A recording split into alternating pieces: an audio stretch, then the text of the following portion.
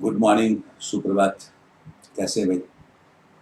तो ये सीरीज अभी कंटिन्यू रहेगा, ठीक है। और मेरी कोशिश रहेगी कि हिस्ट्री मॉडर्न इस बार मैंने शुरू किया है और ये सिस्टमेटिक सेक्शन वाइज शुरू करूँ। और आज जो सेक्शन में क्वेश्चन को मैंने शामिल किया है वो यूरोपीय कंपनी और देशी राज्यों का विलय, जहाँ से दो क्वेश्चन तो मिनिमम रहता ही रहता है। और आगे भी जो एरिया सेलेक्ट होगा वो वही सेक्शन वाइज सिस्टमेटिक चलेगा, तो आपको याद रखना भी आसान हो जाएगा और मेरे लिए क्वेश्चन लगाना आसान हो जाएगा, ठीक है। क्वालिटी का भी क्वेश्चन ठीक उसी प्रकार सिस्टमेटिक ही होगा। चलिए पहले हम लोग आज क्वेश्चन को पहले देख लें, है ना। ये जो आपका क्वेश्चन पहला है ये करेंट का है और ये जो आपका फर्स्ट क्वेश्चन है ये है कि निम्नलिखित में से किस देश ने भारत से ब्रह्मोस मिसाइल खरीदने के लिए समझौता किया है। क्वेश्चन नंबर 1, किस देश ने निम्नलिखित में से किस देश ने भारत से ब्रह्मोस मिसाइल खरीदने के लिए समझौता किया है। ए वियतनाम, बी ताइवान, सी फिलीपींस, डी थाईलैंड। ठीक है, आपके सामने ये 4 विकल्प है। मुझे लगता है आपने पढ़ा होगा तो आपके दिमाग में आंसर आ गया होगा कि आंसर फिलीपींस होना चाहिए, है ना। चूंकि भारत और रूस द्वारा संयुक्त रूप से निर्मित इस मिसाइल को फिलीपींस खरीदेगा और लगभग 2700 करोड़ का यह क्या है समझौता है। और आपका जो नामकरण ब्रह्मोस है, ये ध्यान रखना है कि ब्रह्मोस जो नामकरण है ब्रह्मपुत्र नदी और एक रशियन रिवर है रूस में बहने वाली नदी मास्कोवा, उसी दोनों नदी के नाम पर ये आधारित नामकरण है ब्रह्मोस, ठीक है। तो आपका जो आंसर होगा वो आंसर हो जाएगा क्या, सी फिलीपींस। नेक्स्ट देखते हैं हम लोग दूसरा क्वेश्चन, सेकेंड क्वेश्चन। सेकेंड जो आपका क्वेश्चन है वो है भारत का पहला मत्स्य पालन व्यवसाय इंक्यूबेटर कहाँ स्थापित किया गया है। भारत का पहला मत्स्य पालन व्यवसाय इंक्यूबेटर कहाँ स्थापित किया गया है। ए पटना, बी गुरुग्राम, सी वाराणसी और डी भोपाल। ठीक है, ये नवंबर 2021 में गुरुग्राम में पहला मत्स्य पालन इंक्यूबेटर स्थापित किया गया है। इसकी स्थापना प्रधानमंत्री मत्स्य संपदा योजना के तहत की गई है और इसका जो उद्देश्य है वो स्टार्टअप को बढ़ावा देने के लिए है, ठीक है। तो आपका जो आंसर होगा वो आंसर आपका क्या होगा, बी गुरुग्राम। नेक्स्ट प्रश्न देखते हैं, क्वेश्चन नंबर 3। क्वेश्चन नंबर 3 आपके सामने है। यह है इसरो द्वारा प्रक्षेपित EOS-04 रडार इमेजिंग सैटेलाइट को किस रॉकेट द्वारा छोड़ा गया है। GSLV M3, PSLV 51, PSLV C52 और SLV-5। ठीक है, इसरो द्वारा प्रक्षेपित EOS रडार इमेजिंग सैटेलाइट को किस रॉकेट द्वारा छोड़ा गया है। ध्यान रखिएगा कि EOS-04 सैटेलाइट को PSLV C52 से प्रक्षेपित किया गया है। ये आपका 4 फरवरी 2022 को छोड़ा गया और ये विशेष रूप से कृषि, वानिकी, वृक्षारोपण, मिट्टी में निमेटिव की जो मात्रा है, नमी की मात्रा है, जल विज्ञान, बाढ़ मानचित्रण जैसे कार्यों के लिए लगभग सभी मौसम वाली स्थितियों में क्या करेगा, उच्च गुणवत्ता वाली तस्वीर मुहैया करवाएगा। ठीक है, तो आपका जो आंसर होगा इसमें तीसरा का वो क्या हो जाएगा, तीसरा का आपका आंसर हो जाएगा सी। नेक्स्ट क्वेश्चन हम लोग देखते हैं। अगला प्रश्न जो आपका है क्वेश्चन नंबर 4, बुनियादी साक्षरता, एक मिनट, बुनियादी साक्षरता एवं संख्यात्मकता सूचकांक 2021 में बड़े राज्यों में से कौन सा राज्य शीर्ष पर है। ए उत्तर प्रदेश, बी पश्चिम बंगाल, सी केरल और डी बिहार। क्वेश्चन नंबर 4 है, ठीक है, बुनियादी साक्षरता एवं संख्यात्मकता सूचकांक 2021 में बड़े राज्यों में कौन सा राज्य शीर्ष पर है। आपके सामने विकल्प है उत्तर प्रदेश, पश्चिम बंगाल, केरल और बिहार। मुझे लगता है कि आपके दिमाग में अब तक आंसर आ चुका होगा, ठीक है।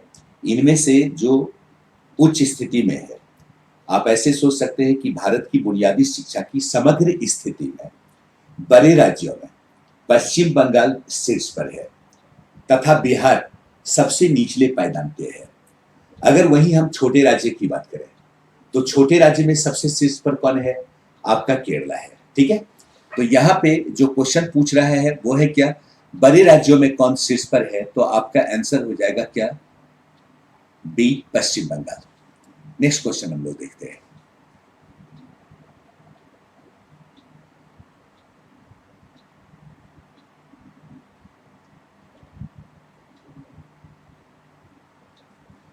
Question number 5। क्वेश्चन नंबर 5 है, the dream of revolution a biography of Jayaprakash Narayan पुस्तक के लेखक कौन है? The dream of revolution a biography of Jayaprakash Narayan पुस्तक के लेखक कौन है? आपके सामने विकल्प है, A Bimal Prasad, B Sujata Prakash, C Anuradha Roy और डी बिमल जलान।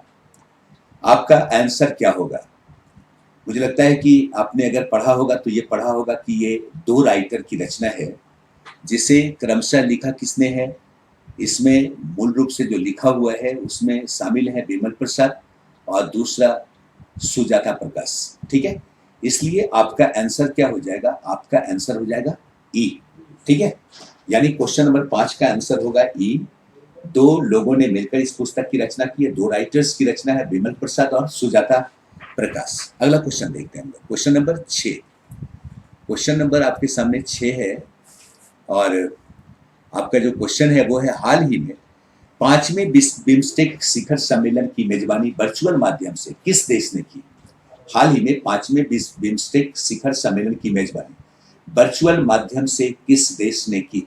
ए श्रीलंका, बी बांग्लादेश, सी भारत और डी म्यांमार। क्वेश्चन नंबर आपका 6 है, आपके सामने है। बिम्स्टेक की मेजबानी श्रीलंका ने की है, याद रखिएगा। यह इसका अध्यक्ष भी है। सदस्यों के बीच आर्थिक विकास के साथ साथ कोविड-19 के प्रभाव से निजात पाना भी इसके उद्देश्य में शामिल है। ठीक है, तो आपका आंसर जो हो जाएगा छठा का वो होगा क्या? ए।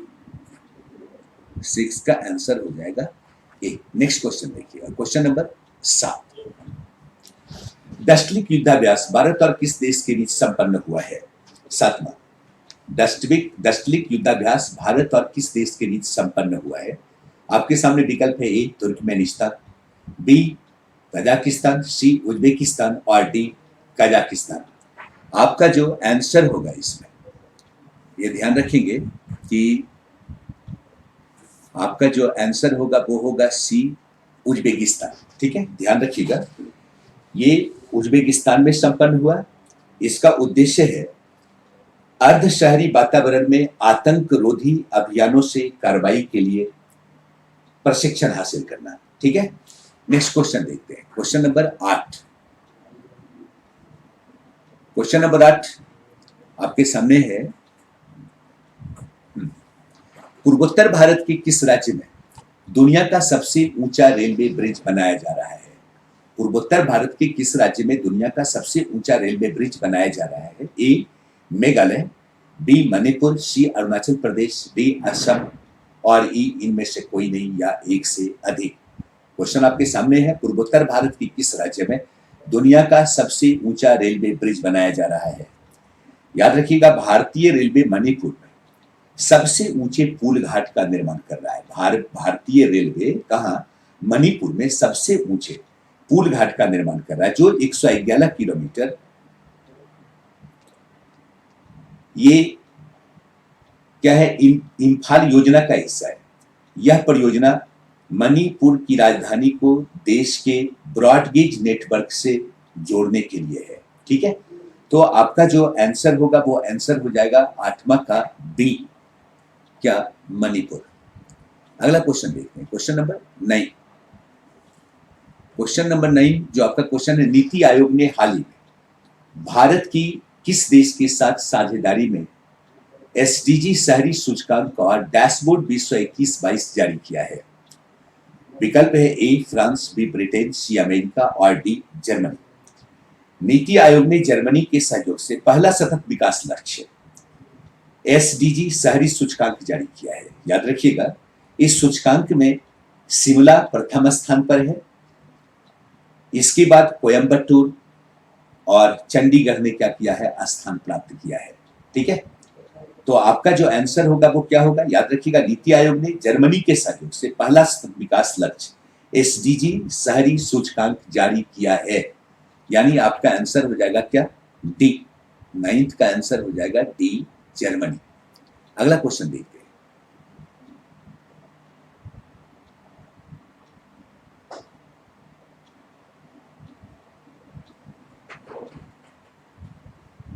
एक मिनट, अगला क्वेश्चन जो आपका है वो है,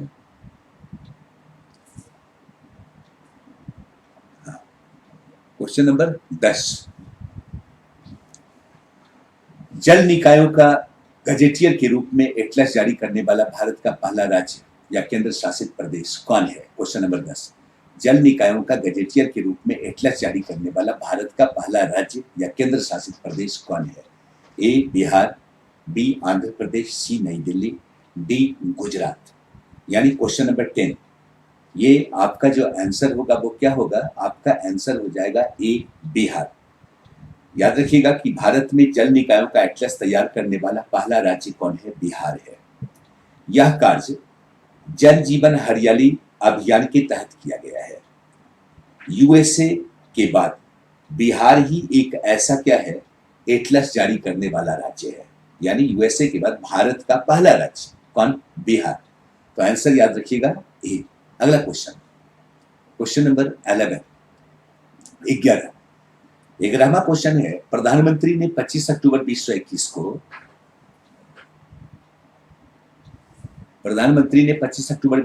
को Ayushman Bharat health infrastructure mission की शुरुआत कहां से की है? प्रधानमंत्री ने 25 अक्टूबर 2021 को Ayushman Bharat health infrastructure mission की शुरुआत कहां से की है? पटना, वाराणसी, भोपाल और हैदराबाद। क्वेश्चन नंबर 11, आंसर आपका होगा क्या, याद रखिएगा, इसका आंसर होगा बी। कहां से? वाराणसी से। प्रधानमंत्री नरेंद्र मोदी ने वाराणसी से आयुष्मान भारत स्वास्थ्य अवसंरचना मिशन का शुभारंभ किया। यह मिशन देश भर में स्वास्थ्य सेवा का क्या करेगा, स्वास्थ्य सेवा की बुनियादी क्षेत्र को मजबूत करने के लिए सबसे बड़ी अखिल भारतीय योजनाओं में से एक है। ठीक है, यहाँ पे ध्यान ये रखना है कि प्रधानमंत्री नरेंद्र मोदी के द्वारा प्रारंभ किया गया ये योजना है, वाराणसी से शुरू हुआ, आयुष्मान भारत स्वास्थ्य अवसंरचना मिशन। ठीक है, यह मिशन देश भर में स्वास्थ्य सेवा के बुनियादी क्षेत्र को मजबूत करने के लिए कह सकते हैं कि अखिल भारतीय योजनाओं में से एक है। अगला क्वेश्चन देखते हैं हम लोग, क्वेश्चन नंबर 12। क्वेश्चन नंबर जो आपका 12 है वो है, निम्नलिखित में से किसके द्वारा भारत में मानव तस्करी रोधी प्रकोष्ठ शुभारंभ किया गया? निम्नलिखित में से किसके द्वारा भारत में मानव तस्करी रोधी प्रकोष्ठ का शुभारंभ किया गया? ए राष्ट्रीय मानव अधिकार आयोग, B national crime record bureau, C राष्ट्रीय महिला आयोग, डी सामाजिक न्याय और अधिकारिता मंत्रालय, और ई इनमें से कोई नहीं, एक से अधिक। क्वेश्चन नंबर 12, आंसर क्या होगा? आंसर होगा सी। याद रखिएगा कि ये राष्ट्रीय महिला आयोग के द्वारा शुरू किया गया है। ठीक है, मूल रूप से इसका उद्देश्य क्या है? उद्देश्य है महिलाओं एवं लड़कियों के बीच जागरूकता बढ़ाने के लिए। ठीक है, महिलाओं एवं लड़कियों के बीच जागरूकता बढ़ाने के लिए इस योजना की शुरुआत की है। अगला जो आपका क्वेश्चन है वो आपका है क्या, 30। दिक्कत है, कभी कभी सेलेक्ट करना मैं भूल जा रहा हूँ, एक मिनट। हाँ, क्वेश्चन नंबर 30, अंतर्राष्ट्रीय महिला दिवस पर निम्नलिखित में से किस राज्य के हाईकोर्ट ने इतिहास में पहली बार महिला न्यायाधीशों की पूर्ण पीठ का गठन किया है? क्वेश्चन देखिएगा आपके सामने है, अंतर्राष्ट्रीय महिला दिवस पर निम्नलिखित में से किस राज्य के हाईकोर्ट ने इतिहास में पहली बार महिला न्यायाधीशों की पूर्ण पीठ का गठन किया है? विकल्प आपके सामने, ए आंध्र प्रदेश, बी तमिलनाडु, सी कर्नाटक और डी केरला। ठीक है, डी केरला। अब आपको देखना है आंसर क्या होगा। सोच सकते हैं अंतर्राष्ट्रीय महिला दिवस पर निम्नलिखित में से किस राज्य के हाईकोर्ट ने इतिहास में पहली बार महिला न्यायाधीशों की पूर्ण पीठ का गठन किया है? आंध्र प्रदेश, तमिलनाडु, कर्नाटक और केरल।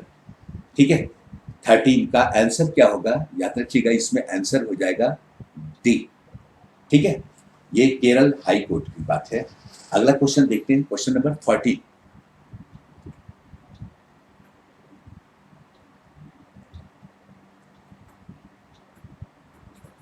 क्वेश्चन नंबर 14 आपके सामने है।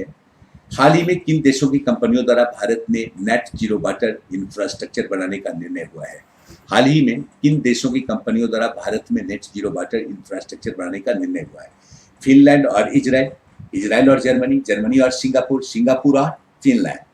ठीक है, क्वेश्चन नंबर 14 का आंसर क्या होगा? सी। ध्यान रखिएगा, जर्मनी और सिंगापुर। ठीक है, भारत में जल संरक्षण के उद्देश्य से जर्मनी और सिंगापुर की कंपनियां भारत में वाटर इंफ्रास्ट्रक्चर बनाएगी। ठीक है, इससे प्रमुख शहरों में कार्बन उत्सर्जन को घटाने में क्या मिलेगा? मदद मिलेगा। ठीक है, नेक्स्ट क्वेश्चन देखिएगा, क्वेश्चन नंबर 15। क्वेश्चन नंबर जो आपका 15 है वो है नदियों के लिए night navigation mobile app launch करने वाला भारत का पहला राज्य कौन है? ठीक है, नदियों के लिए night navigation mobile app launch करने वाला भारत का पहला राज्य कौन है? याद रखिएगा, इसका आंसर क्या होगा? सॉरी, आपके सामने विकल्प है असम, बिहार, आंध्र प्रदेश और तमिलनाडु। पहला राज्य है कौन? असम। ठीक है, मोबाइल ऐप को लॉन्च किया है कहाँ? असम सरकार द्वारा इस मोबाइल ऐप को लॉन्च किया गया है। ठीक है, और इसे विकसित किया है आईआईटी मद्रास ने। चलिए नेक्स्ट क्वेश्चन हम लोग देखते हैं, क्वेश्चन नंबर 16। क्वेश्चन नंबर 16, एक सेकंड।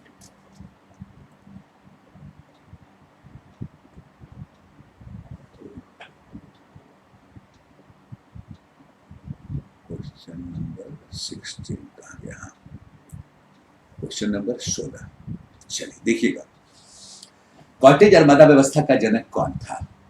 कॉटेज आर्मदा व्यवस्था का जनक कौन था? क्वेश्चन आपके सामने है।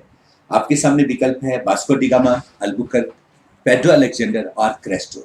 ये आपका क्वेश्चन हिस्ट्री का है। ठीक है, ये क्वेश्चन आपका इतिहास से है। कॉटेज आर्मदा व्यवस्था, मुझे लगता है कि आपने कभी ना कभी पढ़ा होगा मॉडर्न हिस्ट्री, और जब पुर्तगीज कंपनी को पढ़ा होगा तो कॉटेज आर्मदा सिस्टम को आपने पढ़ा होगा।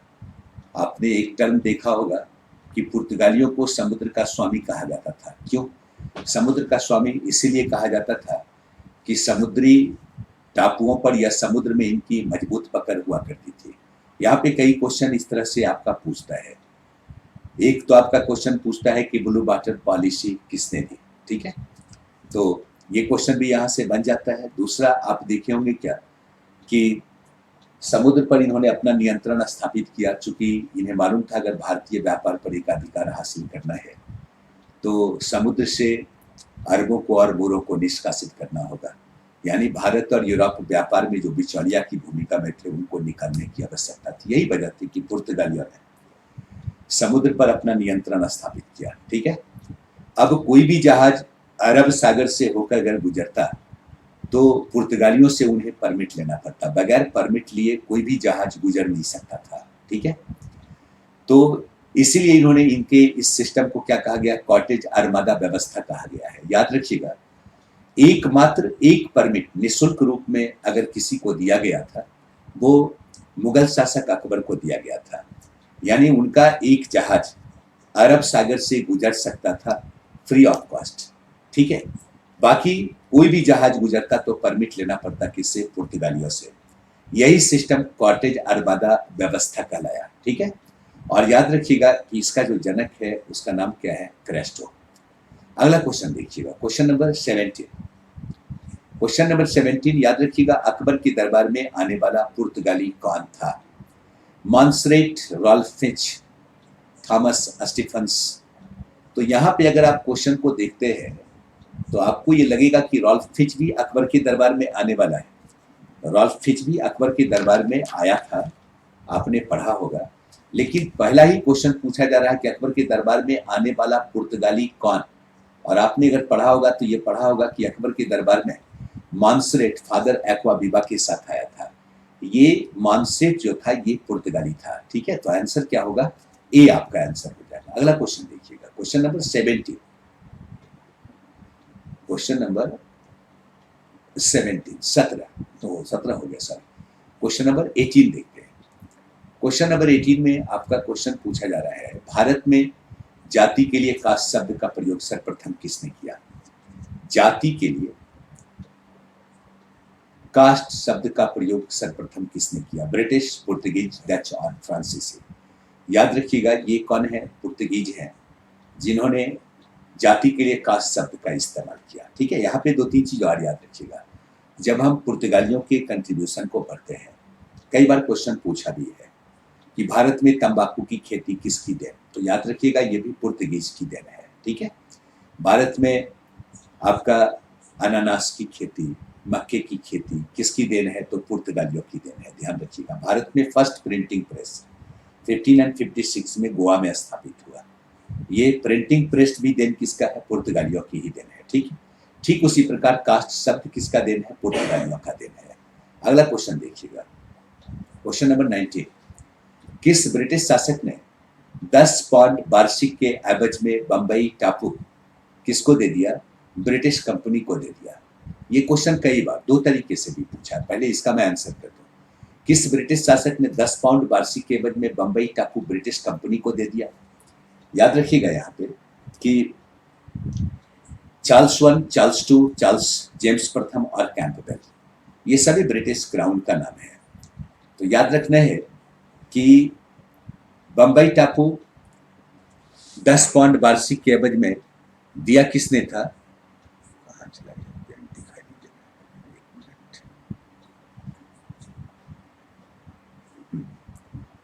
ये दिया था चार्ल्स द्वितीय ने। ठीक है, याद कीजिएगा कि चार्ल्स द्वितीय का विवाह पुर्तगीज राजकुमारी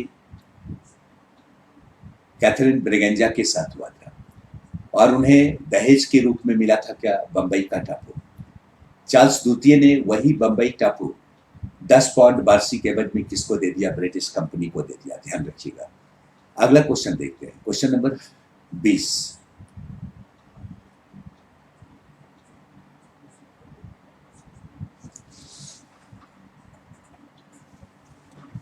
क्वेश्चन नंबर 20 आपके सामने है, भारत में ब्रिटिश कंपनी की खरीद से संबंधित युग्मों में कौन सुमेलित है। ठीक है, यहाँ पे ध्यान रखिएगा कि ब्रिटिश कंपनी के द्वारा भारत में उत्पाद की खरीद होती थी। ठीक है, क्या हो रहा है, हाँ, भारत में ब्रिटिश कंपनी के द्वारा कई उत्पाद की खरीद हो रही थी। ध्यान रखिएगा, चूंकि यूरोपीय कंपनियों का जो भारत आगमन हुआ था उसके पीछे मूल उद्देश्य क्या था, भारतीय प्रोडक्ट का यूरोपीय मंडी में डिमांड, भारतीय सामान को खरीदना, यूरोपीय मंडी में बेचना, मुनाफा कमाना, यही तमाम कंपनी का उद्देश्य हुआ करता था।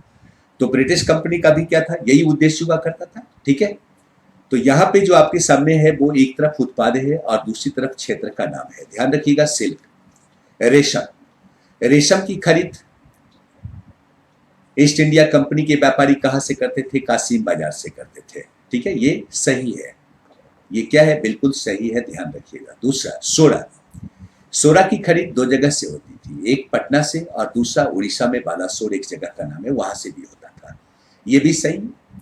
अफीम की खरीद, अफीम और नील, ये 2 ऐसा प्रोडक्ट है जिसकी खरीद आगरा में बयाना से करते थे और गुजरात में सरखेज से करते थे, ये भी सही है। सूती कपड़ा की खरीद ढाका से होती थी, ये भी सही है। ठीक है, क्वेश्चन पूछ रहा है कौन सुमेलित है, लगता है सभी सुमेलित है। ठीक है, तो इसका जो आंसर होगा वो क्या हो जाएगा, आंसर हो जाएगा ई। ठीक है, और एक बार मैं फिर बोल देता हूं, ध्यान रखिएगा कि ईस्ट इंडिया कंपनी रेशम की खरीद कासिम बाजार से, सोडा की खरीद करती कहां से है, पटना और बालासोर से, अफीम की खरीद कहां से करती है, बयाना से, सरखेज से और भी अन्य क्षेत्र से है। सूती वस्त्र की खरीद ढाका से भी हो रहा है, गोलकुंडा से हो रहा है, बुरहानपुर से हो रहा है। ठीक है, तो ये सब के सब सही है, तो आंसर आपका क्या होगा, ई हो जाएगा। अगला क्वेश्चन हम लोग देखते हैं 21, 21वां। सर्वाधिक बार अहमद शाह अब्दाली का आक्रमण किस मुगल शासक के काल में हुआ? क्वेश्चन आपके सामने है कि सर्वाधिक बार अहमद शाह अब्दाली का आक्रमण किस मुगल शासक के काल में हुआ? याद रखिएगा, अहमद शाह अब्दाली उत्तराधिकारी है नादिर कुली का, नादिर शाह जिसको फारस का नेपोलियन कहा गया। ठीक है, तो नादिर कुली का आक्रमण हुआ था मोहम्मद शाह के काल में। आपने पढ़ा होगा, दिल्ली पे आक्रमण किया था, काफी दिनों तक दिल्ली में रहा, दिल्ली की लूटपाट की, और उसी का उत्तराधिकारी था कौन? अहमद शाह अब्दाली। अहमद शाह अब्दाली का जो फर्स्ट आक्रमण होता है भारत पे, वो मोहम्मद शाह के काल में ही होता है। लेकिन क्वेश्चन पूछ रहा है सर्वाधिक बार अहमद शाह अब्दाली का आक्रमण किस मुगल शासक के काल में हुआ? ध्यान रखिएगा कि ये कौन हुआ करता था? अहमद शाह। अहमद शाह के काल में कहा जाता है कि अहमद शाह अब्दाली का 5 बार आक्रमण हुआ। ठीक है, अगर पूछा जाए कि फर्स्ट टाइम अहमद शाह अब्दाली का जब आक्रमण हुआ तो मुगल शासक कौन था, तो मोहम्मद शाह हो जाएगा। लेकिन सर्वाधिक बार अहमद शाह अब्दाली का आक्रमण किसके काल में? तो अहमद शाह के काल में हुआ। ठीक है, मुगल शासक अहमद शाह। अगला क्वेश्चन देखते हैं।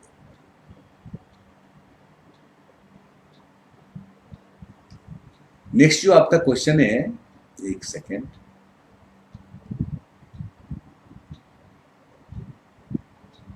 Question number 22। बहुत दिक्कत हो रही है यार, एक सेकेंड।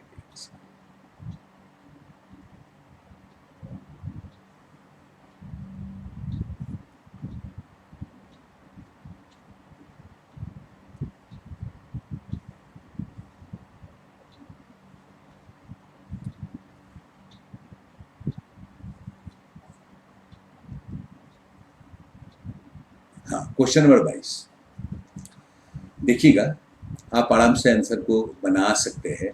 किस मुगल शासक के काल में अंग्रेजों ने दिल्ली पर अधिकार कर लिया?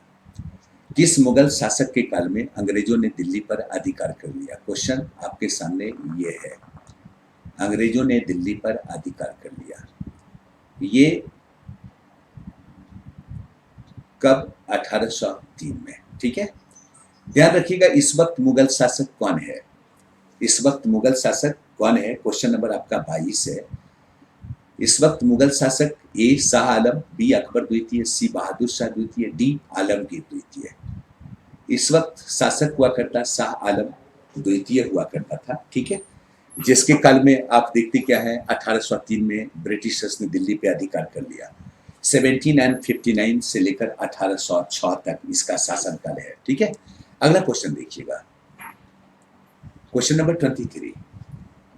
क्वेश्चन नंबर 23 में आपके सामने क्वेश्चन है, किस इतिहासकार ने पलासी की तुलना क्रिकेट के मैच फिक्सिंग से किया है? ये ध्यान रखिएगा, ये स्टेटमेंट है पलासी युद्ध के बारे में, क्योंकि आपने पढ़ा होगा पलासी युद्ध सिराजदौला अगेंस्ट ब्रिटिशर्स हो रहा है, जिसमें ब्रिटिशर्स ने सिराजदौला के सेनापति को भी अपने पक्ष में कर लिया, मीर जाफर को, और राय दुर्लभ जो उसका मतलब कि सैन्य अधिकारी हुआ करता था, उसे भी अपने पक्ष में कर लिया। बंगाल के बैंकर को, व्यापारी को भी अपने पक्ष में कर लिया, और तब संघर्ष हुआ, और संघर्ष में नवाब की हार हो गई। अलग अलग विद्वानों ने अलग अलग प्रकार का स्टेटमेंट दिया, लेकिन एक इतिहासकार ने इसकी तुलना क्या की है? क्रिकेट के मैच फिक्सिंग से की है। ठीक है, तो ये तुलना करने वाला इतिहासकार कौन है? आपके सामने विकल्प है, ए विप्लव दास गुप्त, बी मैसन, सी पर्निकर, और डी बैरलहेस्ट। याद रखिएगा, ये कौन होगा? आंसर हो जाएगा ए विप्लव दास गुप्ता। ठीक है, अगला क्वेश्चन देखिएगा, क्वेश्चन नंबर 23। क्वेश्चन नंबर जो आपके सामने 23 है, क्वेश्चन आपके सामने है क्या, निम्नलिखित में से कौन कथन असत्य है, कौन कथन गलत है? आपके सामने ये क्वेश्चन भले ही एक है, लेकिन यहाँ पे कई क्वेश्चन का आप आंसर चाहेंगे तो बनाएंगे, क्वेश्चन आ भी सकता है, ध्यान रखिएगा। ठीक है, जैसे ए आपके सामने है, गुलाम हुसैन ने मीर कासिम के प्रशासन की प्रशंसा की है। आपको याद होगा, मीर जाफर को हटाकर बंगाल का नवाब किसको? मीर कासिम को बनाया गया। आपने पढ़ा है, मीर कासिम को बनाया गया। गुलाम हुसैन समकालीन इतिहासकार है, जिसकी रचना का नाम है सियार उल मुस्तखैरिन। ठीक है, गुलाम हुसैन अपनी इस रचना में मीर कासिम के प्रशासन की तारीफ की है, ये बिल्कुल सही है। ठीक है, ये सत्य कथन है। बी, रॉबर्ट क्लाइव ने द्वैध शासन व्यवस्था के तहत बिहार में अपना उप दीवान नियुक्त किया, किसको? राजा खां को। याद कीजिएगा, द्वैध शासन प्रणाली के तहत नवाब के पद को बरकरार रखा गया। वास्तविक राइट किसके पास था? ब्रिटिश कंपनी के पास था, लेकिन दायित्व किसको दिया गया? दायित्व दिया गया बंगाल के नाजिम को। और याद रखिएगा कि इस व्यवस्था के तहत रॉबर्ट क्लाइव ने बिहार में अपना उप दीवान नियुक्त किया था सीताब राय को, और बंगाल में अपना उप दीवान नियुक्त किया था रजा खां को। इसका मतलब है कि ये कथन क्या है? गलत है, यह स्टेटमेंट गलत है। और आगे देखें, शाह आलम द्वितीय ने इलाहाबाद के संधि के तहत ईस्ट इंडिया कंपनी को बंगाल की दीवानी दे दी। बिल्कुल सही है, 1765 में बक्सर युद्ध के बाद जब मतलब कि आपका इलाहाबाद की संधि हुई, तो इलाहाबाद की संधि हुई तो मुगल शासक शाह आलम द्वितीय ने क्या दिया? बंगाल बिहार उड़ीसा की दीवानी ब्रिटिशर्स को दे दी, और ईस्ट इंडिया कंपनी को निजामत का राइट बंगाल के नवाब नजमुद्दौला से मिला। बिल्कुल सही है। इसका मतलब एकमात्र स्टेटमेंट गलत है, वो कौन है? बी, आंसर हो जाएगा बी। अगला क्वेश्चन देखते हैं, क्वेश्चन नंबर 25। क्वेश्चन नंबर 25 जो आपके सामने, लिखित युग्म में से कौन गलत है? निम्नलिखित युग्म में से कौन गलत है? एक तरफ कंपनी है और दूसरी तरफ फर्स्ट फैक्ट्री का नाम आपका लिखा हुआ है। ठीक है, एक तरफ आपका कंपनी है, दूसरी तरफ फैक्ट्री का नाम है। देखिएगा, फर्स्ट क्या है? British company. ब्रिटिश कंपनी की फर्स्ट फैक्ट्री कहां स्थापित हुई? सूरत में। आपने पढ़ा है क्या? 1608 में जब हॉकिंस आया था किसके दरबार में? जहांगीर के कोर्ट में। तो जहांगीर ने उसे राइट दिया था सूरत में अस्थायी व्यापार, अस्थायी कोठी की। सामान्य तौर पे यही फर्स्ट फैक्ट्री मानी जाती है। ये बिल्कुल सही है। बी अगर देखें, डच कंपनी। डच कंपनी का गठन 1602 में हुआ। 1605 में कंपनी भारत आती, और फर्स्ट तो डच कंपनी स्थापित हुई 1605 में, वो मुसलीपट्टनम में स्थापित हुई, पटना में स्थापित नहीं हुई है। ठीक है, वो पटना में स्थापित नहीं हुई। इसका मतलब है कि बी गलत है ना? एक सेकेंड, ये आपका बी क्या है? ये गलत है। हमें गलत युग्म चुनना है, तो ये गलत हो गया, क्योंकि डच कंपनी का फर्स्ट फैक्ट्री अगर है तो मुसलीपट्टनम। सी, फ्रांसीसी। याद कीजिए, फ्रांसीसी कंपनी 1664 में स्थापित होती है, और 1668 में फ्रांसीसियों की फर्स्ट फैक्ट्री जो स्थापित हुई वो कहाँ हुई? सूरत में। ठीक है, 69 में मुसलीपट्टनम में। इसका मतलब ये भी क्या है? गलत है ना? दो, पुर्तगीज कंपनी पहली बार स्थापित हुई कोचीन में। बिल्कुल सही है। मतलब आपका आंसर क्या हो जाएगा? आपका आंसर हो जाएगा ई। ध्यान रखिएगा, आपका आंसर होगा ई। नेक्स्ट क्वेश्चन हम लोग देखते हैं, क्या? Question number 26। क्वेश्चन नंबर 26 जो आपके सामने है, प्रसिद्ध बंदीबास युद्ध जो 1760 में हुआ, उसमें ब्रिटिश की ओर से सेना का नेतृत्व किसने किया? उसमें ब्रिटिश की ओर से सेना का नेतृत्व किसने किया? प्रसिद्ध बंदीबास युद्ध जो 1760 में हुआ। याद कीजिए, प्रसिद्ध बंदीबास युद्ध का संबंध किस संघर्ष के दौरान है? पहली बात तो क्वेश्चन ये पूछ सकता है, क्या भाई किस युद्ध के दौरान बंदीबास का युद्ध हुआ, जो काफी पॉपुलर है। क्वेश्चन नंबर आपके सामने है 26, देखिएगा ठीक से। याद कीजिए, ये थर्ड कर्नाटक युद्ध था, है ना? ये तीसरा कर्नाटक युद्ध हुआ करता था, और थर्ड कर्नाटक युद्ध कब? 1757 से लेकर 1763, है ना? इसी वक्त क्या हो रहा है? बंदीबास का युद्ध हो रहा है, जिसमें फ्रांसीसियों का क्या हो गया? समापन हो गया। ईस्ट इंडिया कंपनी को बढ़त मिल जाती है। कब? 22 जनवरी 1760 को। ठीक है, मैं बात कर रहा हूं प्रसिद्ध बंदीबास युद्ध की बात कर रहा हूं। सॉरी, प्रसिद्ध बंदीबास युद्ध की बात कर रहा हूं, और ये आपका कर्नाटक युद्ध के दौरान हो रहा है ना? और इसमें जो सेना का नेतृत्व किया था, आपके सामने विकल्प है, ए काउंट डी लाली, बी मार्समैन, सी हेक्टर मुनरो, और डी आयरकुट। देखिएगा आपका आंसर क्या होगा। क्या हो रहा है? दिख नहीं रहा। हाँ, आपका आंसर होगा डी आयरकुट। ठीक है, प्रसिद्ध बंदीबास युद्ध जो 1760 में हुआ, उसमें ब्रिटिश की ओर से सेना का नेतृत्व किसने किया? ध्यान रखिएगा, कौन? आयरकुट ने। अगला क्वेश्चन देखिएगा 27, क्वेश्चन नंबर 26।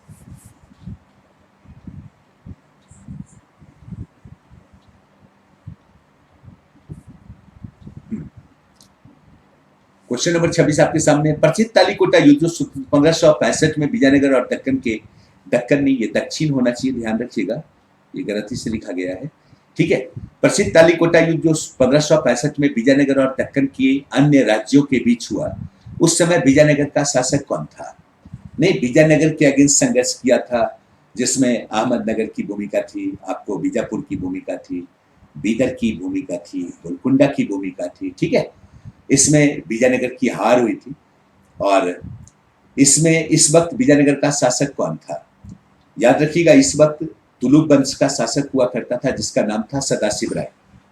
आंसर आपका होगा ए, क्या? सदाशिव राय, ठीक है। अगला क्वेश्चन हम लोग देखते हैं, क्वेश्चन नंबर 28। 1856 में डलहौजी ने जिस समय कुशासन का आरोप लगाकर अवध का विलय किया, अवध का विजय शब्द लिखा गया है। ध्यान रखिएगा, ये शब्द क्या है? विलय शब्द है ना।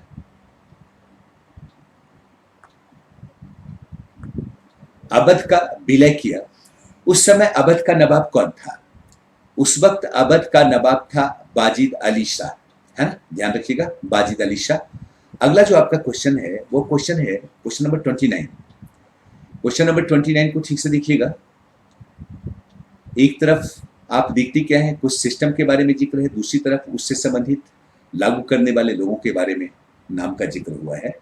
तो यहाँ पे आपका जो ए है, निम्नलिखित युग्मों में कौन सत्य है, क्वेश्चन पूछ रहा है। कॉटेज अर्मदा व्यवस्था क्रेस्टो ने दिया, सही है। द्वैत शासन व्यवस्था लियो कार्टिस ने दिया, सही है। डिंडीगुल में शस्त्रागार का निर्माण हैदर अली के काल में हुआ, सही। मुंगेर में शस्त्रागार, तोड़ेदार बंदूक, तोप के फैक्ट्री की स्थापना की थी, कारखाना की स्थापना मीर कासिम ने किया था, यह भी सही है। तो आंसर क्या हो जाएगा? आंसर हो जाएगा ई, 29। नेक्स्ट देखिएगा, क्वेश्चन नंबर 30। क्वेश्चन नंबर 30 क्या कहते हैं? 1773 के रेगुलेटिंग एक्ट के तहत कलकत्ता सर्वोच्च न्यायालय के लिए एक मुख्य न्यायाधीश के अतिरिक्त कितने अन्य न्यायाधीश की व्यवस्था की गई? ठीक है, ये पॉलिटी का भी क्वेश्चन है, हिस्ट्री का भी क्वेश्चन है, ये कॉन्स्टिट्यूशनल डेवलपमेंट से रिलेटेड आपका क्वेश्चन हो जाता है। ध्यान रखिएगा कि यूरोपीय लोग और कलकत्ता के निवासियों के मामले की सुनवाई के लिए 1773 के एक्ट में पहली बार कलकत्ता के लिए एक सर्वोच्च अदालत की व्यवस्था की गई थी, है ना। उस सर्वोच्च अदालत में एक मुख्य न्यायाधीश होगा, इम्पे को मुख्य न्यायाधीश नियुक्त किया गया था। अतिरिक्त न्यायाधीश की संख्या कितनी होगी? 3 होगी, यानी एक मुख्य न्यायाधीश और 3 अन्य न्यायाधीश की व्यवस्था इसमें की गई। ध्यान रखिएगा, क्वेश्चन कई बार पूछा है। अगला क्वेश्चन देखते हैं, क्या है? 31, 31वां नंबर। 31 का आंसर क्या होगा? किस एक्ट के तहत सिविल सेवा परीक्षा खुली प्रतियोगिता पर आधारित हो गई तथा प्रशासनिक नियुक्ति पर डायरेक्टर का संरक्षण समाप्त हो गया? ठीक है, प्रशासनिक नियुक्ति पे डायरेक्टर का संरक्षण समाप्त हो गया। आप याद कीजिए, पहले समझ लीजिएगा 1833 के एक्ट को पहले देखिए। आंसर नहीं है लेकिन मैं बता रहा हूं, 1833 के एक्ट में पहली बार प्रतियोगिता परीक्षा के आधार पर चयन की बात की गई थी, लेकिन प्रतियोगिता परीक्षा का आयोजन नहीं हुआ। अधिकारी चयनित नहीं होते थे, अधिकारी मनोनीत होते थे, ठीक है। इसका मतलब है नियुक्ति पर बोर्ड ऑफ डायरेक्टर्स का नियंत्रण हुआ करता था। पहली बार हम देखते क्या 1853 में, 1853 के चार्टर में स्पष्ट हो गया कि अब अधिकारियों की नियुक्ति खुली प्रतियोगिता परीक्षा पर आधारित होगी और 1854 से चयन की प्रक्रिया क्या हो गई?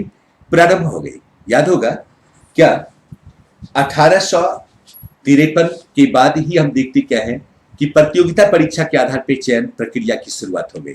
तो आंसर क्या होगा? आंसर हो जाएगा बी। नेक्स्ट देखिएगा, क्वेश्चन नंबर 32। किस अधिनियम के तहत अंग्रेजों ने भारत में पहली बार सांप्रदायिक निर्वाचन व्यवस्था की शुरुआत की? पहली बार सांप्रदायिक निर्वाचन व्यवस्था की शुरुआत की, याद कीजिएगा, भारत शासन अधिनियम 1909। 1909 में पहली बार, आपके सामने विकल्प है 1909, भारत परिषद अधिनियम 1919, भारत परिषद अधिनियम 1861 और भारत शासन अधिनियम 1892। लेकिन आप याद कीजिए, भारत शासन अधिनियम 1909, 1909 में पहली बार मुसलमानों के लिए पृथक निर्वाचन मंडल की बात की गई, है ना। यानी इसी में फर्स्ट टाइम आप देखते क्या है, किसकी बात हुई? पृथक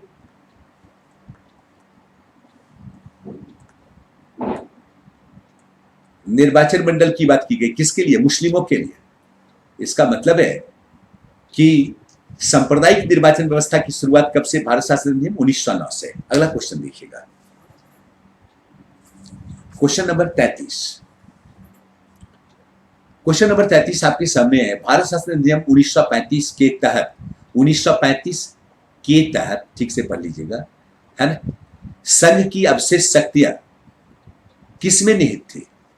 याद कीजिए, भारत शासन अधिनियम 1935 के तहत विषयों का वर्गीकरण किया गया था, है ना, यानी विषयों का वर्गीकरण मतलब संघ सूची, राज्य सूची और समवर्ती सूची के तहत किया गया, जिसमें केंद्र सूची में विषयों की संख्या 59, राज्य सूची में विषयों की संख्या 54 और समवर्ती सूची में विषयों की संख्या क्या 36।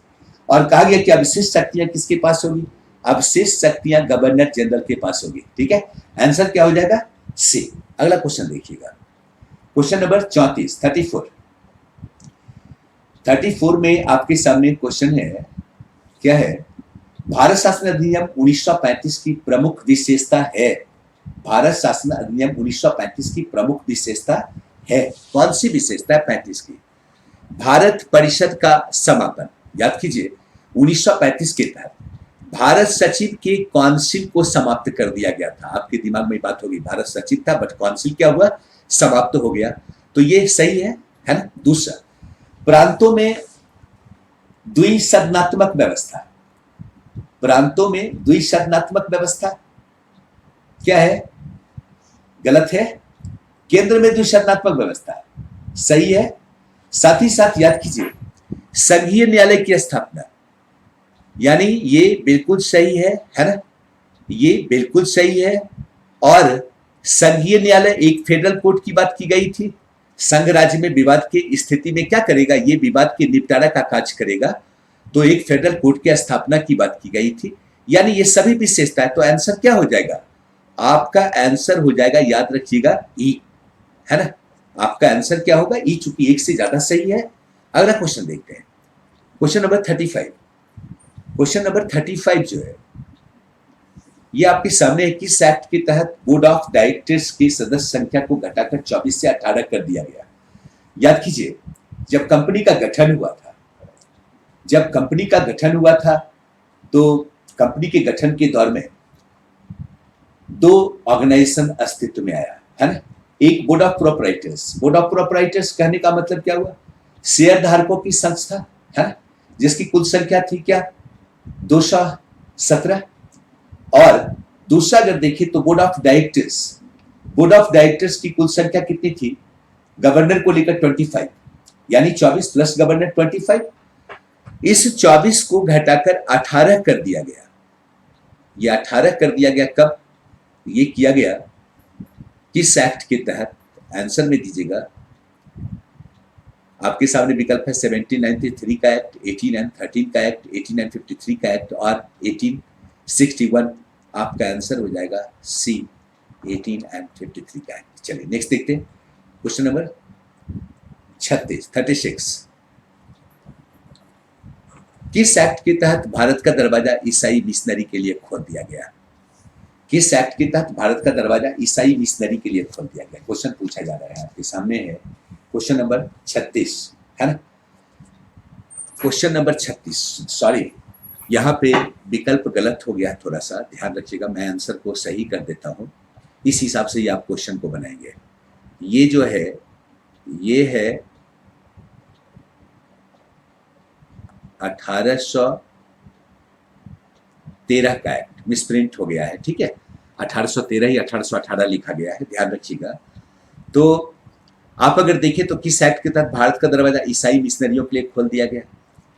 तो ये जो आपका आंसर होगा 1813 का एक्ट, 1833 का एक्ट, 1853 का एक्ट या 1858 का एक्ट। क्वेश्चन नंबर 36 याद रखिएगा, 1813 का एक्ट मुक्त व्यापार की नीति, इसी के तहत देखने को मिलता है ना? 1813 के एक्ट के तहत ईस्ट इंडिया कंपनी का व्यापारिक एकाधिकार क्या हुआ? समाप्त हो गया। ध्यान रखिएगा, सिर्फ भारत से चाय व्यापार पे उनकी मोनोपोली रही और चाइना के व्यापार पे उनकी मोनोपोली रही। अब ब्रिटेन का कोई भी व्यापारिक ऑर्गेनाइजेशन भारत के साथ व्यापार कर सकता था। एक चीज ये भी ध्यान रखिएगा। दूसरा, इसी एक्ट में ये बात की गई कि कोई भी ईसाई मिशनरी या पादरी धर्मसंगत कारण से अगर भारत आना चाहता है, वो भारत आ सकता है, अपने धर्म का प्रचार प्रसार कर सकता है। ठीक है, इसका मतलब है कि ईसाई मिशनरियों के लिए दरवाजा पहली बार खुला कब? 1813 के एक्ट में। तो आपका आंसर क्या हो जाएगा? आपका आंसर हो जाएगा ए। अगला क्वेश्चन देखिएगा, क्वेश्चन नंबर 37। क्वेश्चन नंबर 37 कहता है कि किस अधिनियम के तहत ब्रिटेन में एक नियंत्रक मंडल की स्थापना की गई, जिसके द्वारा ब्रिटिश सरकार भारत में ईस्ट इंडिया कंपनी के नागरिक, सैन्य एवं राजस्व मामले पर नियंत्रण स्थापित कर सके? आपके सामने विकल्प है ए 1773 का regulating act, 1784 east India act, 1813 का चार्टर एक्ट, 1833 का चार्टर एक्ट। क्या आपका आंसर होगा? आप सोच सकते हैं किस अधिनियम के तहत ब्रिटेन में एक नियंत्रक मंडल की स्थापना की गई, बोर्ड ऑफ कंट्रोल, जिसके द्वारा ब्रिटिश सरकार भारत में ईस्ट इंडिया कंपनी की नागरिक, सैन्य एवं राजस्व मामलों पर नियंत्रण स्थापित कर सके? याद कीजिए कि बोर्ड ऑफ डायरेक्टर्स पर नियंत्रण स्थापित रखने के लिए, ठीक है, या ईस्ट इंडिया कंपनी के नागरिक, सैन्य और राजस्व मामलों पर नियंत्रण रखने के लिए क्या हुआ? बोर्ड ऑफ कंट्रोल का गठन किया गया 1784 के पिट्स इंडिया एक्ट के तहत। ये क्या था? 6 कमिश्नरों का एक ऑर्गेनाइजेशन हुआ करता था, ठीक है। तो आपका आंसर क्या होगा? बी। आपका आंसर होगा 1784 का पिट्स इंडिया एक्ट। अगला क्वेश्चन देखते हैं, क्वेश्चन नंबर 38। क्वेश्चन नंबर 38 पूछता क्या है? संविधान सभा की प्रथम बैठक में कितने महिलाओं ने भाग लिया? संविधान सभा की प्रथम बैठक में कितने महिलाओं ने भाग लिया? आपके सामने क्वेश्चन है। याद कीजिए, संविधान सभा में कुल महिलाओं की संख्या थी 15, ठीक है। और जब संविधान सभा का फर्स्ट जो मीटिंग हुआ था, फर्स्ट जो बैठक हुई थी, तो संविधान सभा की कुल मेंबर्स तो भाग लिए नहीं थे। मुस्लिम लीग ने मतलब कि बहिष्कार किया था। देशी रियासत के प्रतिनिधि अभी तक डिसीजन नहीं ले पाए थे उन्हें क्या करना है, किस ओर जाना है, वो भी शामिल नहीं हुए थे। तो मीटिंग में शामिल, फर्स्ट बैठक में शामिल मेंबर्स की संख्या कम थी।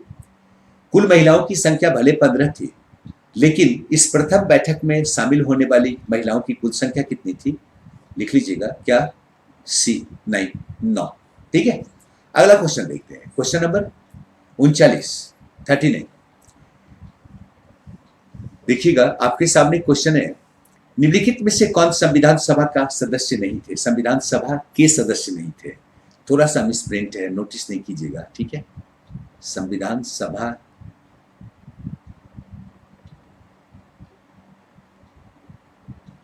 के सदस्य नहीं थे। अंबेडकर संविधान सभा के सदस्य थे, ठीक है। भले ही शुरुआती दौर में बंगाल से जीते और वो इंडिया चला गया मुस्लिम, मतलब कि आपका पाकिस्तान में, पुनः बंबई से जीते और ये संविधान सभा के मेंबर बने, सही है। आपके सामने दूसरा विकल्प है BN राव, ठीक है, बेनेगर नरसिंह राव, KM मुंशी और मोहम्मद सादुल्ला, ठीक है। इसमें से कौन संविधान सभा के मेंबर नहीं है? याद रखिएगा, अंबेडकर संविधान सभा के मेंबर हैं, KM मुंशी संविधान सभा के मेंबर है, मोहम्मद सादुल्ला संविधान सभा के मेंबर है ना, प्रारूप समिति के सदस्य सभी हैं। लेकिन BN राव ये संवैधानिक सलाहकार है, ये संविधान सभा के मेंबर नहीं थे, ठीक है। आंसर आपका हो जाएगा क्या? बी। अगला क्वेश्चन देखते हैं, क्वेश्चन नंबर 40। क्वेश्चन नंबर 40 आपके सामने है, किस एक्ट के तहत यह तय किया गया कि कंपनी 1 लाख रुपया प्रति वर्ष शिक्षा और साहित्य के प्रोत्साहन के लिए खर्च करेगी? याद कीजिए कि ईस्ट इंडिया कंपनी की सत्ता की स्थापना पलासी के युद्ध के बाद ही हो जाता है ना। बंगाल में तो स्थापित हो जाती है, पलासी बक्सर के बाद तो बंगाल की दीवानी का राइट ही मिल गया, निजामत का राइट मिल गया, यानी कंपनी सर्वोसर्वा हो गई। आप ये कह सकते हैं कि बक्सर युद्ध के बाद कंपनी एक प्रादेशिक शक्ति के रूप में स्थापित हो गई। लेकिन आप आश्चर्य करेंगे कि उसके बाद से लेकर लंबे समय तक कंपनी ने भारत में शिक्षा के डेवलपमेंट के लिए किसी प्रकार का कार्य नहीं किया, ठीक है। पहली बार शिक्षा संबंधी एक मामूली धारा जोड़ी गई थी 1813 के चार्टर एक्ट में, ठीक है, फर्स्ट टाइम, जिसमें यह कहा गया था कंपनी प्रतिवर्ष 1 लाख रुपया भारत में शिक्षा के प्रोत्साहन के लिए, साहित्य के अनुवाद के लिए खर्च करेगी, ठीक है। तो आपका आंसर क्या हो जाएगा? आंसर हो जाएगा बी। तो आज ये क्वेश्चन 40 ही रहेगा, है ना, 40 क्वेश्चन। कल से कोशिश हम लोग करेंगे कि पर डे 45 क्वेश्चन का सेशन चले, और आप लोग इसको थोड़ा ध्यान दीजिएगा। मेरी पूरी कोशिश होगी, जो मैं जितने विषय को लेके चला हूँ, करेंट और पॉलिटी और क्या कहता है हिस्ट्री, आपका क्वेश्चन हर हाल में लड़े, और बीच में 1-2 क्वेश्चन और भी कुछ पेपर का मैं डलवाता हूँ, ताकि आपके लिए बनाना आसान हो जाए। इसलिए अगर अच्छा लगता है इसको थोड़ा शेयर भी कीजिएगा, लाइक भी कीजिएगा, सब्सक्राइब भी कीजिएगा, ठीक है। और ये कंटिन्यू रहेगा, ये रेगुलर एक सेशन आपका जाता रहेगा आपकी एग्जामिनेशन तक। Thank you.